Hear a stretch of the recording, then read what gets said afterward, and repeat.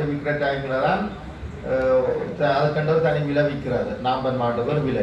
ஆனால் இப்போ மாட்டிறைச்சி கடைகளில் போனால் எல்லாம் அந்த பசு மாடு என்ன நாம்பன் மாடு என்ன எல்லாம் ஒரே விலை தான். இவங்க என்ன செய்வாங்க, ஒண்ணு வந்து சொல்லுவாங்க 1600 ரூபான்னு வருவாங்க, யாரு இங்கால இருந்து வருவாங்க, வந்து உடனே மாட்டை பார்த்துட்டு அது 80 கிலோ மாடாயிக்கும். கட்டவுள் சத்தியமா முடிஞ்ச என்ற பொடியில முடிப்பீங்க நான் சொல்றேன் போயிட்டா. இவன் என்ன செஞ்சான்னு சொன்னா வந்து 80 கிலோ 1200 ரூபான்னு சொல்லிட்டாங்க. நான் உடனே சரின்னு சொல்லி மாட்டை காட்டினோடனே 50 கிலோன்னு சொன்னாங்க. அந்த மாட்டை உள்ளூருக்கா இதுல இருக்கா நாங்க 95 சாதாரணமா தெரியாம இப்ப அவங்க அறுத்து இடம் ரெண்டா குறித்து இடம் பாக்குறேன் இல்லையே. சாதாரண மக்கள்கிட்ட போயிட்டு ஒரு கணிப்புலதான் எடுக்கிறேன். இப்படி சாதாரண மக்கள் எதிர்நோக்கிற பல பிரச்சனை இருக்கு. அடுத்தது இந்த உள்ளூர் உற்பத்தியை இருங்கணுமா இருந்தா நீங்க மேய்ச்சல் தரையில கொஞ்சம் கவனம் பெறுத்துங்க. எங்களுக்கு மேய்ச்சல் தர இருந்தா சாவுற வீதம் குறையும். நாங்க நினைக்கிறோம் இந்த முசடியில் இந்த முறை திட்டுவா புயல் சார்ந்தது செத்ததை விட இந்த எல்லா பிரதேசங்களும் அந்த புயல செத்திக்கு. ஆனா மேய்ச்சல் தரைக்கு பெய்து செத்துட்டு வந்து இப்ப கொஞ்சம் மாடு கொஞ்சம் கொழுப்பு வச்சு இதுக்கு பிறகு கண்டு உருவாகி இப்ப போடுற கண்டுகள் தான் கண்டு கிடைக்கும். நியாயமான மாடு கண்டே போடல கரண்டி வீசிக்கு குளிர்ல அப்படி இப்படின்னு. இப்ப சராசரி இப்போ ஒரு புல் முழு இடம் வந்து இத்தனை கிலோ ஒரு பசு மாடுன்னா அதுல இப்போ இறைச்சி வந்து நீங்களை வைத்தே விதத்தை நீங்கள் சாதாரண பண்ணையாளர் ஒரு பண்ணையாளர் தெரிஞ்ச ஒரு பண்ணையாளர் ஒரு மாட்டை பார்த்த உடனே ஒரு மாட்டை ரெண்டா அப்படியே பார்ப்பான். ரெண்டா பார்த்துட்டு பின்பகுதி முன்சந்து கழுத்து எல்லாம் சேர்ந்து 55 கிலோ உண்டா, பின்பகுதி 35 கிலோ 80 கிலோ 55 கிலோ 90 கிலோ உடனே சொல்லுவான். சாதாரண மொத்த இறைச்சி எடை அப்படியே சொல்லலாம், முள்ளு இறைச்சியோட சேர்த்து அப்படியே சொல்லுவான். அவன் விற்கும் போது 2200 ரூபாய் தனியாக அதோட மொத்த உடலிட மொத்த உயிரிடை உழவாக இருக்கும். நீங்கள் 85 சொன்னால் உயிரிடை உழவாக 120 மேல நிற்கும், 140 120. அது இறைச்சி அவன் தோல் அந்த இறைச்சியிலே தான் கணிப்பான். ஒரு இங்க இருக்கிற எந்த பண்ணையாளர் தெரிஞ்ச பண்ணையாளர் கேளுங்க உடனே சொல்லுவான் இந்த மாதிரி இத்தனை கிலோ உயிரிட. ஆனா அவனாவே கொடுப்பான், அந்த பண்ணையாளரை கொடுப்பான். இறைச்சி கிடக்கிறதுக்கு 10 கிலோ 5 கிலோ 4 மாடு எடுக்கணும், எடுத்துட்டு போட்டு அவன் இடையில பொருள் சொல்லி கொடுக்கணும், மற்ற இடையில மற்ற வேலை பார்க்கணும்னு சொல்லி போட்டு அவனே 5 கிலோ 10 கிலோ கொடுத்துருவான். அந்த இடையில இதையும் வச்சு அடிச்சு எல்லாத்தையும் சாதாரண மக்களுக்கு நிலப்பாடு ரொம்ப மோசம் தான் இருந்துச்சு. ஆனா இப்ப நான் இதுக்குன்னு சொல்றேன், இதுல எத்தனை இறைச்சி கடை ஒரு ஐயா இருக்கிறாரு ஒரு ஆள் ஒரு இறைச்சி கடைக்காரன் வந்து பாத்துட்டான்னு வச்சுங்களேன், ஒரு இறைச்சி கடைக்காரன் வந்து இந்த மாட்டை பாத்துட்டான்னு வச்சுங்களேன், அவ்வளவு பேருக்கு சொல்லுவான் இந்த மாட்டை எடுக்கிறாரு இந்த மாட்டை எடுக்கிறாரு. யாருமே கொடுக்கறே இல்லை. நாங்க குறை சொல்றது வரையில அவங்களும் விற்க கொடுக்கறே இல்லை. இடையில காலை கண்டான்னு பார்த்து கொடுக்குறாங்க, சென்னை இல்லாத மாடான்னு பார்த்து கொடுக்குறாங்க. இப்படி பார்த்து தான் மாட்டையும் வெளியே விற்க கொடுக்குறாங்க. உற்பத்திக்குரிய மாட்டை அவங்க விற்க விட்டுல. நாங்க இந்த எத்தனை முறை இந்த டாக்டர்ல போயிட்டு காலை கண்டுக்கு மட்டும் தான் தந்தாங்க, பசு கண்டுக்கு தரமாட்டேங்க. பசுமாட்டு அது பொட்டை மாட்டுக்கு தரமாட்டேனாங்க. பொட்டை மாடுன்றதும் பசு மாடுன்றதும் நல்ல அருமையான வீரப்புறம் பொட்டை மாடுன்றது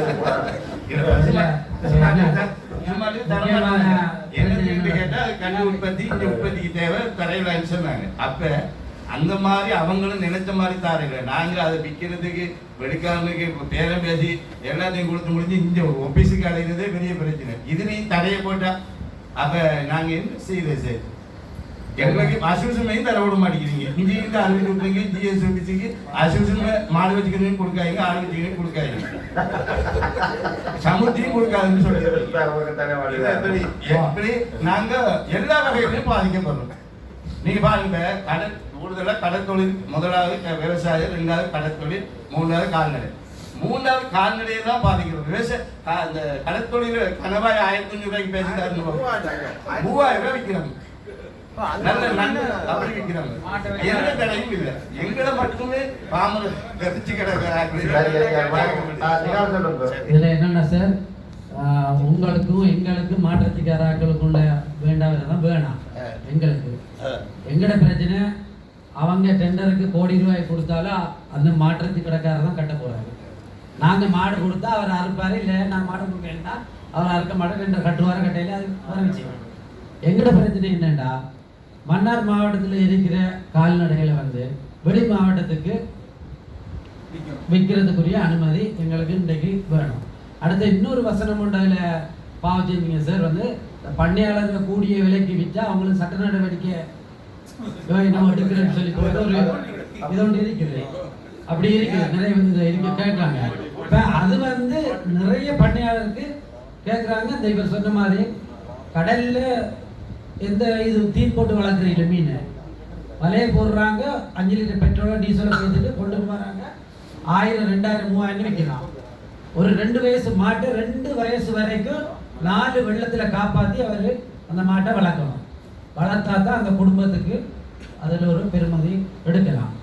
அந்த வகையில் எங்களோட மாட்டை வந்து மாவட்டத்தில் இருக்க மாட்டை வந்து வெளி மாவட்டத்துக்கு விற்கலாம்ன்றோம் ஒரு தீர்வுன்னத்தாங்க. இவர் சொன்ன மாதிரி இறைச்சி கடைக்காரருக்கு நாங்கள் பெருமையாக தான் சொல்லணும்.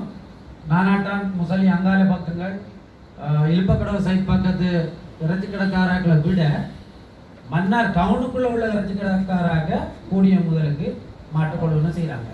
அங்கேயே பிரச்சனை வருது. நானாட்டானுக்குள்ளேயும் முசலிக்குள்ளேயும் அங்கேயும் வருது. மன்னாராக்க வந்தால் இன்னும் விலைக்கு எடுத்துகிட்டு போயிடுறாங்க, இங்கே கொடுத்துருங்க. எங்களுக்கு தேவை வந்து என்ன செய்யண்டா, இப்போ என்னோட தேவைன்னா என்னோட பிள்ளைக்கோ யாருக்கும் நான் கல்யாணம் கட்டணும், 10 மாட்டை நான் வளர்த்துருப்பேன். நாம அதை லொட்டா கொடுத்து போட்டு நான் காசை வேணும். இங்கே உள்ள இடத்துக்கு கொடுத்தா இன்றைக்கும் காலையிலேயும் நான் ஒரு மாடு பிடிச்சி கொடுத்து தான் வந்தீங்க அறுக்கிறதுக்கு. வார கிழமை மட்டும் காசு தரம் சரி. அப்போ சரின்னு நாங்கள் அதை கொடுத்து தான் வரோம். எங்களுக்கு வெளி மாவட்டம் வந்தால் லொட்டா 10 லட்சமோ 15 லட்சமோ 50 லட்சமோ, இவர் கிட்டத்தட்ட இந்த வருஷம் 65-70 லட்சத்துக்கு மேலே மாடு கொடுத்துக்காரு. இங்கே எடுப்பாங்களா? எடுக்க மாட்டாங்க. அவர் தேவை உடனே மாட்டை கொடுக்கணும், காசு வரும். அதால வெளி மாவட்டத்துக்கு இது செய்யுங்க. மற்றது என்னென்னா சார், சென்ற வருடம் 2025 உங்களுக்கு தகவல் கிடைச்சது என்னமோ தெரியல சார், சரி கிடைச்சது தெரியல. மன்னார் மாவட்டம் ஒரு 10 லிட்டர் பாலால் தான் 2வது இடத்துக்கு போனது. பிரதமர் மட்டும் நாங்கள் போய்ட்டு அவார்டு எடுத்துகிட்டு வந்திருக்கோம். மன்னார் மாவட்டம் முருங்கல்ல இருந்து போயிருந்தோம். பால் உற்பத்தி அந்த வருஷத்துக்குள்ள மன்னார் மாவட்டம் தான் 2வது இடத்துல இருக்கு. போன வருஷம் நான் போய்ட்டு பிரதமர் மத்தியில் அரளி மாலையை வச்சு அவார்டு எடுத்துட்டு நாங்கள் வந்திருக்கோம். மன்னார் மாவட்டத்தில் மற்றது என்னண்டா சார், மற்றது என்னண்டா என்னோட ஒரு சின்ன ஒரு வேண்டுகோள் வந்து தெரியும். கிட்டத்தட்ட இதோட 3வது ஏன் நீங்கள் இருக்கிறீங்க, அன்று தொட்டு இன்று வரையும் நீங்களும் இன்னும் நல்லா தான் கதைக்கிற பேசுகிற கொண்டவருக்கு எத்தனை மணியாகும். நான் வைக்கிற வேண்டுகோள் வந்து நான் தலைவராக இருக்கும்போது என்னோட மக்களுக்கு உள்ள நன்மையை தான் நான் செய்கிறதுக்கு இந்த வரைக்கும் நான் போய்க்கிறேன். அந்த அடிப்படையில் நான் பல தடவை மக்களுக்கு குடிநீர், மாட்டுகளுக்கு குடிநீர்ந்து அங்கே கிடங்கு இருக்குது, ஜேசிபியை கொண்ட கிடங்கு அடிக்கிறதோ இல்லாட்டி பிளாட்டினரோ நான் பல தடவை சேட்டையும் எல்லாத்தையும் நான் கேட்டு தான் இருக்கிறேன். என்ன காரணம்னா, அந்த காட்டுக்குள்ளால பெய்த்து சேத்துல வந்து குடிநீரை ஒரு எடுத்துகிட்டு போகிறதுக்கு கூட நிறைய கஷ்டப்படுறாங்க. நிறைய பார்க்க இயலாத துன்பாது.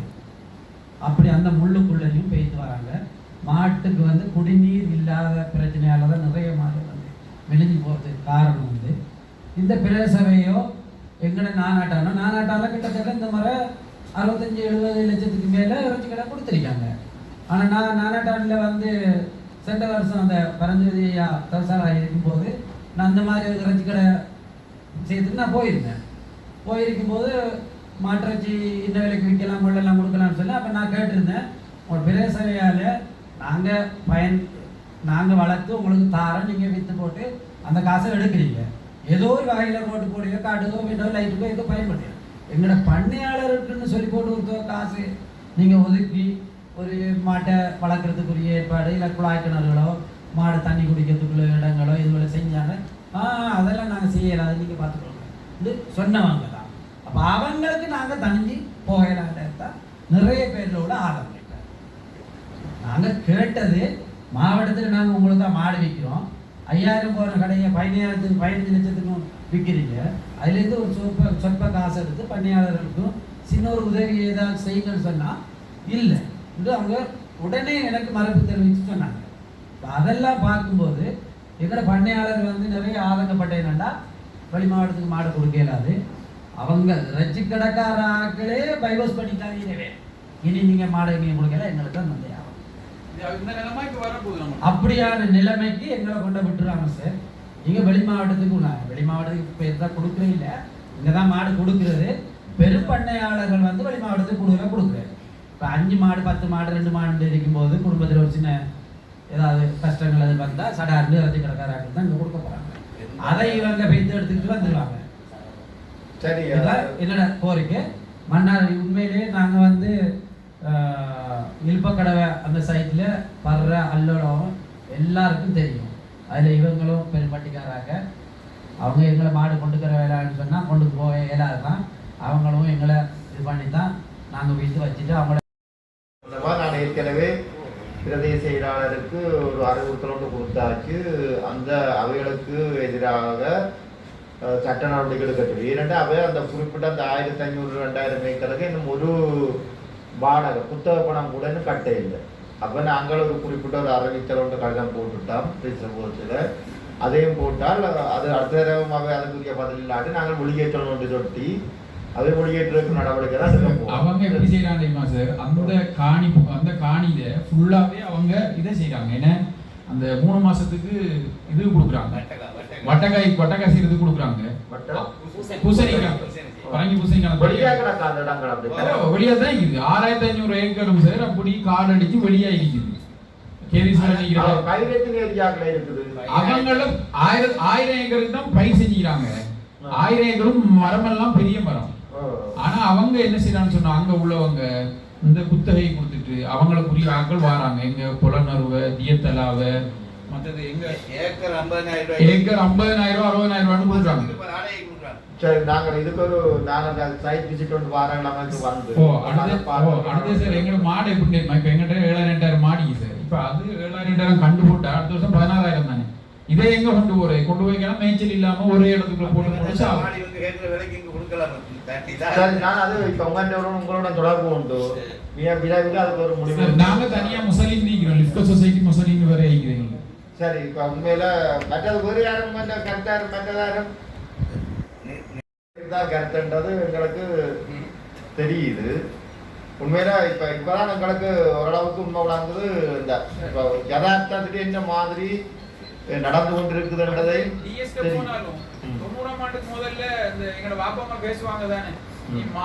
உள்ளவர் ஒரு சாதாரண ஆளுண்டோ ஒரு படிச்ச ஆள் ஒரு ஆள் பெரிய ஆள் இல்லை. அது அதை வச்சு கொண்டு தீர்மானிக்கிறேன். சரிதானே?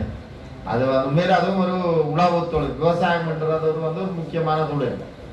ஒருவருடைய இப்ப நாங்கள் கூட சில வீடுகளில் லீவ் எடுக்கிறதுக்கு மேலே அறிவிச்சு போட்டு தான் லீவும் எடுப்போம். ஆனா நீங்கள் உங்களுக்கு ஒரு சுதந்திரமான தொழில். நீங்களா தீர்மானம் எடுக்கலாம். நீங்களா இணைச்ச நேரம் கல்யாணம் விட்டு போல, இணைச்ச நேரம் மாட்ட இந்த நேரம் விட்டு விடலாம். ஆனா